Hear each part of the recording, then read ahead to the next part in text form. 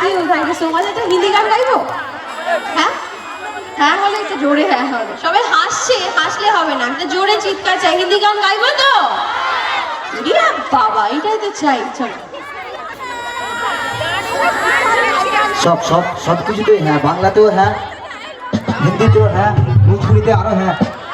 একটু পরে বলবে আর কি। আমি জানি ছেলে পুলে আছে মানে ইয়াং ছেলে আছে মানে জানি ছেলেদের ব্যাপার তো।